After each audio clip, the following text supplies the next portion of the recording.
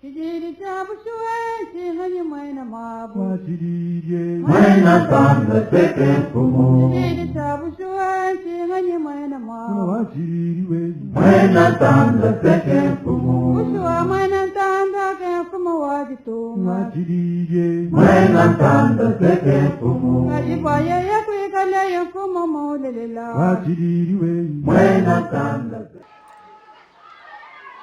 Mbote na bino bandeko balandi ya chaîne na biso Mwena Ntanda TV, ba abonné na biso, ba auditeur na biso, no ba yebalanda biso, topesi bino mbote, totondi bino botondi, po kozwa ta na bino, bolandaka ba information na chama solo, eza problème grave ko baby satan, ko fina téléphone na yo ko somba mega, ko landa chaîne na biso. Souci na biso bozala ebele tozala ba abonné ebele eti bachaine mosusu baza na bango na ba abonné totondi bino botondi bandeko balandi ya Mwena Ntanda TV. Toza na invité moko lelo, toza na invité na biso Jolie Patrick Chibangu, aza analyste politique, bango bayeba makambo ya droit. Tobengisi ye na chaîne na biso wameka koyokisa biso a éclaircir na problème oyo bandeko mibale oyo Martin Fayulu na ndeko na biso Théodore Ngoyi balobi chef de l'État Félix Antoine Tshilombo Tshisekedi a violé constitution, il faut pas destituer pouvoir raison na maboko ya bato ya FCC. Ye moko akoyeba ko éclaircir na sika wana po toyeba ke chef de l'État soki réellement a violé constitution ye akoyebisa biso, soki a violé te bandeko na biso oyo basali aventure na bango tellement ke bamesana na bango ba aventure wana kala tokoyeba lisusu wana point ya liboso oyo ya koloba ya mibale eza likambo etali sortie médiatique, tokobenga yango sortie médiatique insensé ya ndeko na biso ancien gouverneur ya Mbujimayi Kasai Oriental Ngoyi Kasanji. Sortie na ye médiatique tokobenga yango insensé na maloba na idée oyo azwi mpona kosala sortie médiatique oyo ya misato na ya suka ekozala rentrée agité ya badepute na biso na parlement. Yango tobengisi awa tomeka kosolola na ye, tozopesa ye mbote, toyebisi bino kombo na ye Jolie Patrick Chibangu, aza moko ya baanalyste politique ya mboka oyo. Bonjour ndeko Jolie Patrick. Bonjour Papa Calvin Kalwila Chamboy, promoteur ya Mwena Ntanda TV. Antonio Boton. Merci ndeko.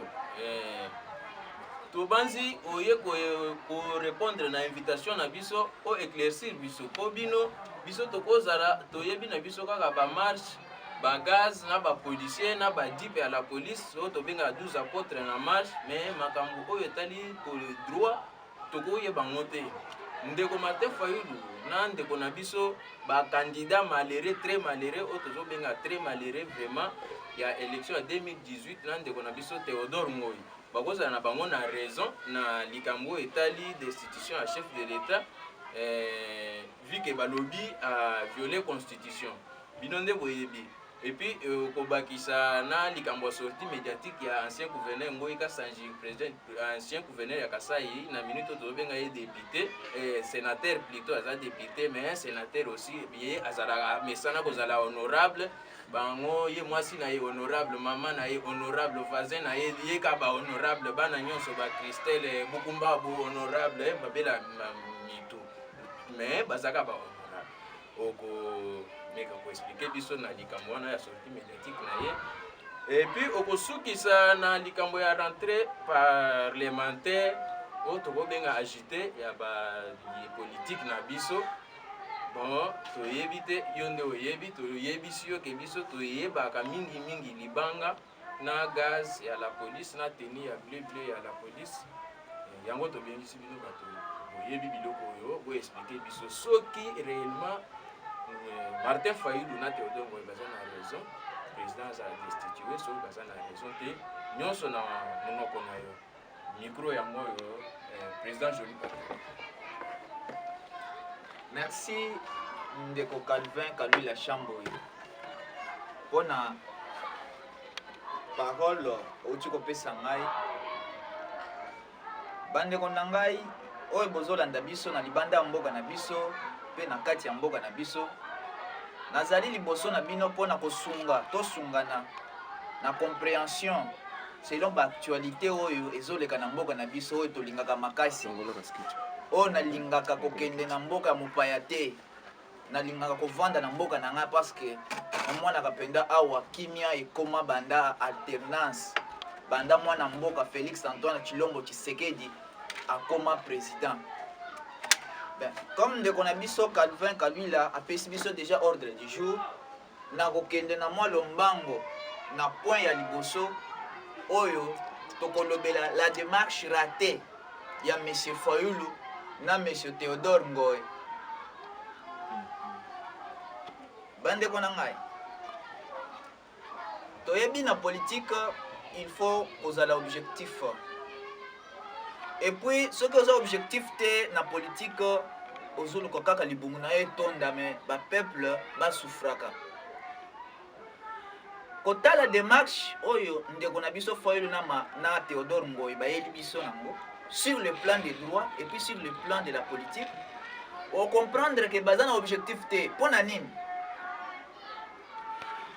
Président de la République Félix Tshisekedi aza mutu oyo premièrement akolina na bamindele, c'est-à-dire il est instruit, atangi et puis aza bien formé, c'est-à-dire avant il y a kozwa décision il doit d'abord lui-même s'en rendre compte que non, il est dans les bons.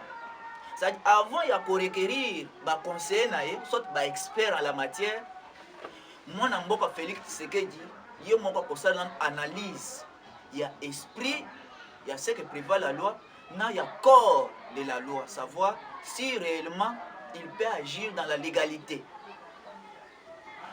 Concernant les nominations des deux juges au bazalaka na cour constitutionnelle,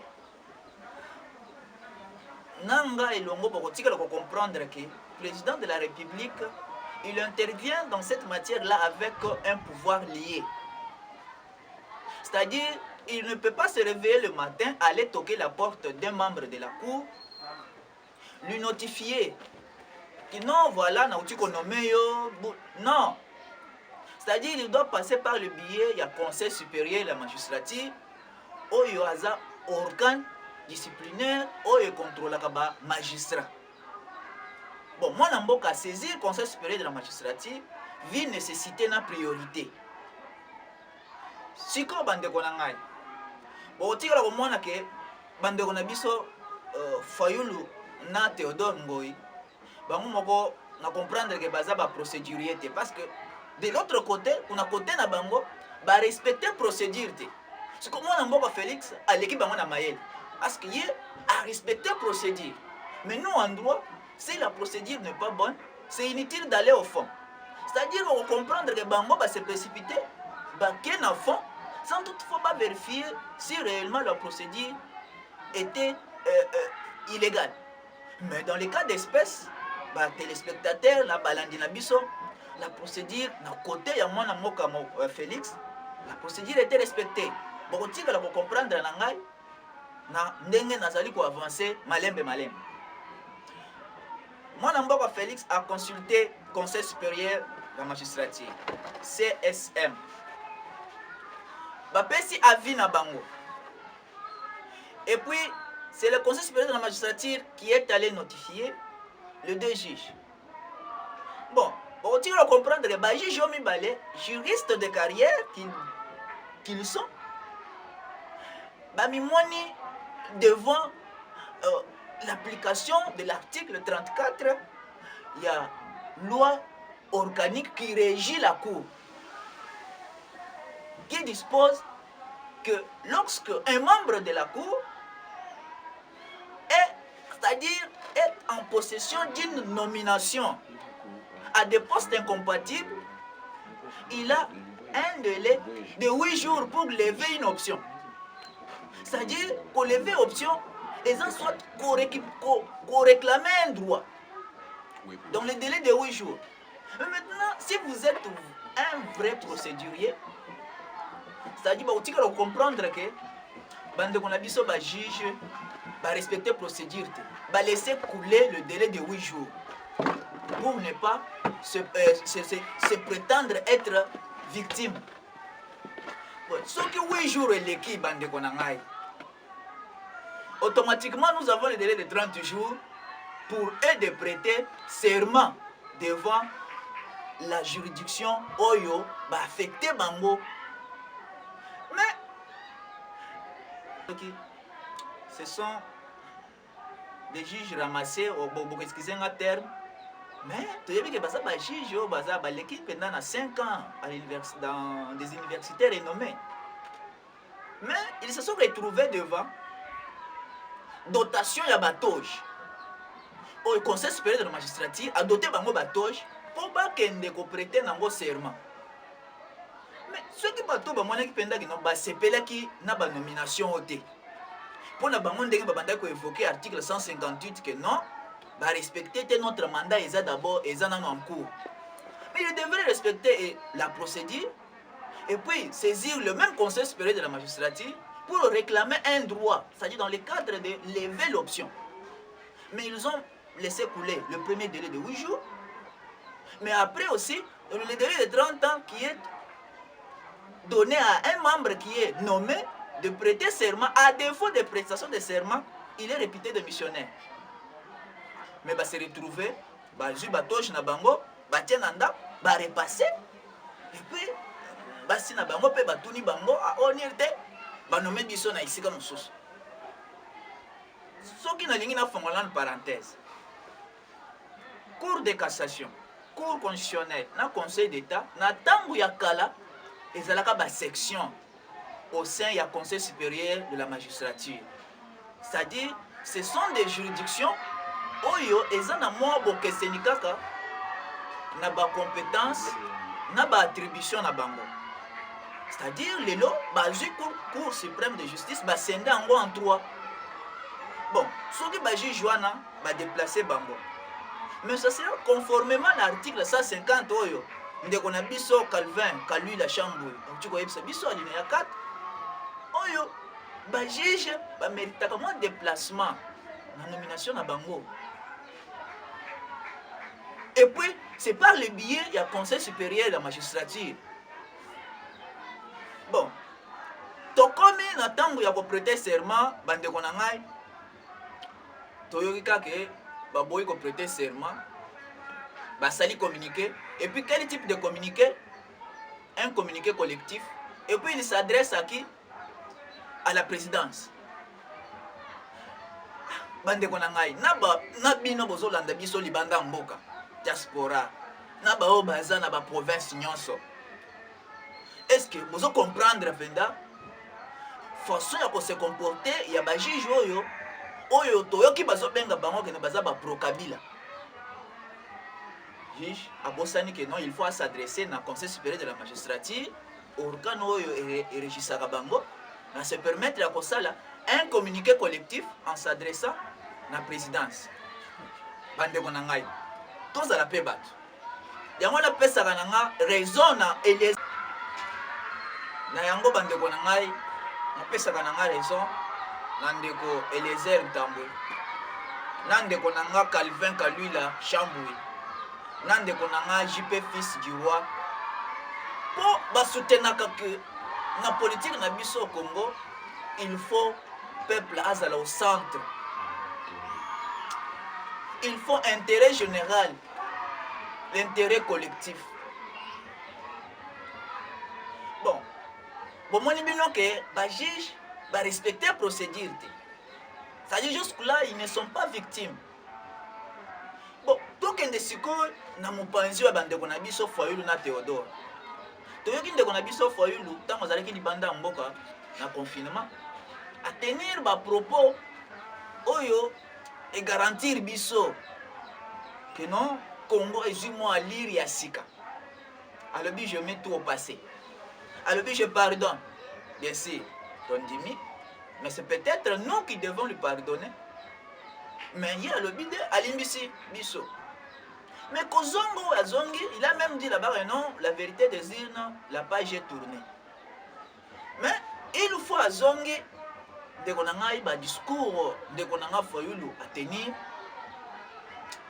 nanga penda na leli na mwana lobi te politique ebongaka mpona bato nyonso te politique etalaka age te politique etalaka bambula moto asalana mais politique il faut mutu esalaka mais soki mutu ezosala te epuis carrière na yo koke mosika te ndeko na biso Fayulu azwi courage ya koluka komisala neti mokongo yake Kabila ya amata po abeta ndeko Félix Tshisekedi eko mutu oyo amemeli biso mopepe asika mutu oyo lelo mutu nyonso aza na makoki ya kotelema na général na bajuridiction mutu lelo akoki kosamba na président de la république mutu lelo akoki kosamba na premier ministre oyo na régime ya kala ya Kabila babiloko wana ezalaka na ndoto mais ndeko na biso Fayulu na kozonga na ye olie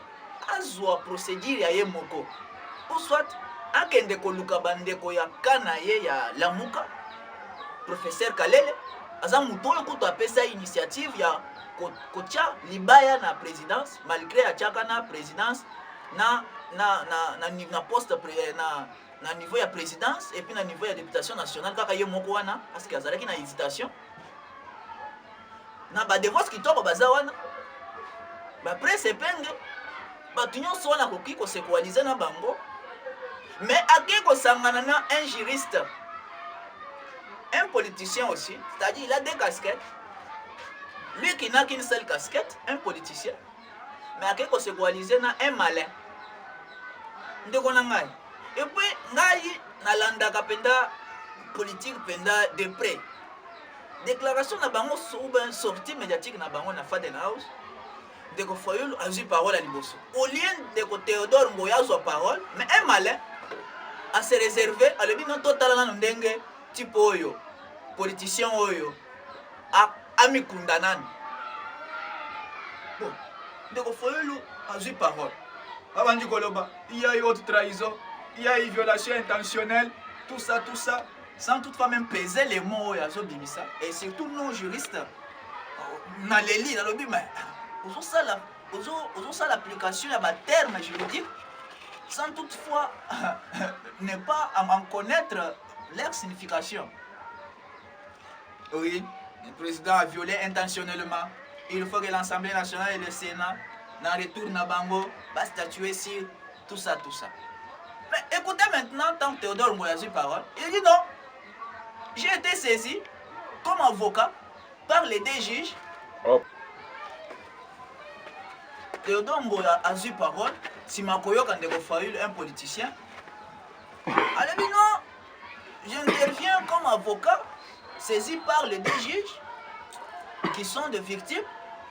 Et puis, vous avez publiquement entendu comment M. Fayulu s'est exprimé en soutenant que non, il faut poursuivre tout ça. Il faut que l'Assemblée nationale et le Sénat. Bon, wana eleki. Toyokoyoka que non, ino Niger, tout songolo pakala ba mimoni ba victime, il y a ba propos wana, ba saisir justice pour ba traduire bango en justice. Mais tout le monde tant ba invitation est comme bandeko na ngai, oyebi loko na seki. Eza que 3 invitations de Théodore Ngoyi, de Théo. Azib 3 invitations. Une invitation, il y a Yemoko. Invitation, il y a Fayulu. Au moment où Yemoko a avocat, il y a Fayulu. Et puis, il y a une invitation, il y a un problème, il y a 1000 mitoyens. Mais dès qu'on a un ce qu'il y a une invitation. Mais il y a Bandi Kolela. Non, Boyebe, n'attend Laurent Désiré Kabila, Tango, a révoqué un magistrat. Nazalaka avocat na bango. C'est-à-dire, akomi ko lâcher Fayulu. Akomi ko wanga na lobi non ba propos là, ça lui engage que lui. Au moment où Mbemba na Moïse, quand on pose le non ba propos Fayulu a tenir, ça lui engage que lui. Voyez-moi. On a considéré ça bande ko na ngai na premier point. Boyeba ke mwana Maele. Président la biso ya liboso ya civil banda Congo na biso tozwa lipanda.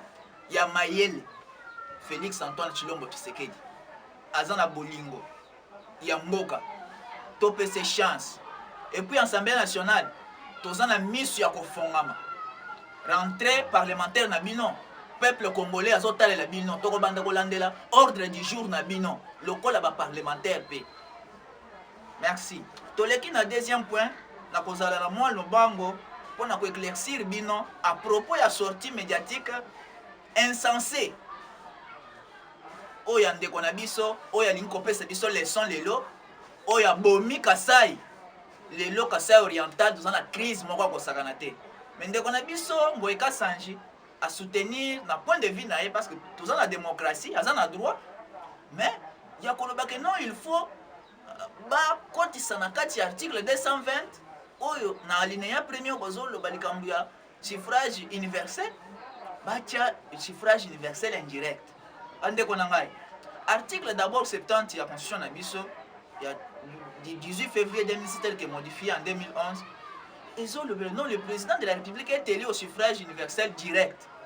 C'est-à-dire population ou peuple congolais a moins chance ya kopona ye moko lokola le peuple congolais a poni Félix Antoine Tshilombo Tshisekedi.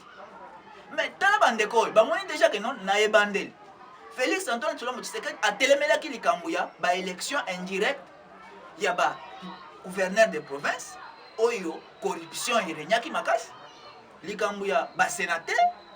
Mais bandeko na biso FCC oyo ndeko na nga Augustin Kabuya alobaka na baza animé ya mauvaise foi.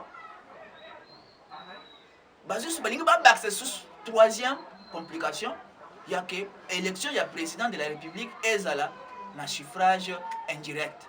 Et loko yo biso peuple congolais tokotika la kata na ndoto kondimate.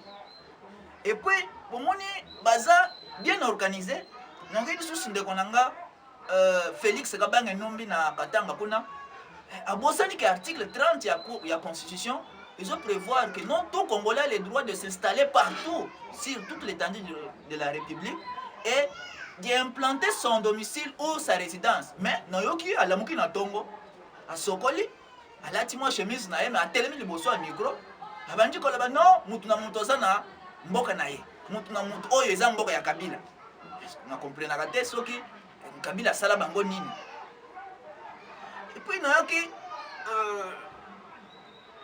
bande on a biso mususu ya parti moko parti boutique et yendi non tolingi Kabila zonga azonga na kiti na ye mais na comprendre nazo comprendre te bateau mais tellement que moi na mboka Félix Tshilombo Tshisekedi aye na démocratie baza na droit ya kosala banzemu na bango mais yeba que peuple congolais zo tala bango baza na leçon ya kopesa biso te. De konanga toleki na troisième point et puis point ya suka eza point oyo eza actualité ngana zo bema oyo eza actualité à venir oyo ils ont se présenter comme une rentrée parlementaire agitée. Na ba média ba yebisi biso et puis surtout secrétaire ou bien rapporteur ya bureau ya Assemblée nationale a yebisi biso que non rentrée parlementaire et c'est basé sur l'étude ya budget. Mais toyebi ke bato e baza chaque fois animé na mauvaise foi. Biso toza déjà na biso ordre du jour. Oyo biso peuple congolais déjà to sali. Oyo tolobi ekoki jamais kozala fixé te na Assemblée nationale. Et kozala ka libanda ya Assemblée nationale. C'est-à-dire point ya liboso eza loi minako esakata. C'est-à-dire nazo sa nani madame Mabunda na bureau na ye. Et puis na tous les 500 députés toutes les tendances confondues, que bon mekate, pour majorité populaire, eza makasi koleka bino. Parce que tala, muboti azande makasi koleka mono ya boti. C'est-à-dire bon mekate, ezala na ndoto, ezala teke ulamuki 4 heures, lobi na okendo kota na palais du peuple na 4 heures, ou bien na 3 heures, bokukuta biso wana. Bokukuta biso wana, bokukuta ba Calvin Kalula baza wana, bokukuta ba Eliezer Tambwe baza wana, bokukuta ba Joli Patrick Chibango baza wana, okuta ba JP fils du roi bazawana. Deuxième point na biso à ordre du jour ya libanda ya Assemblée nationale o biso tozui to bombi yango to tchako na poche eza entérinement ya Malonda. Toyebi déjà ba jeune na bango.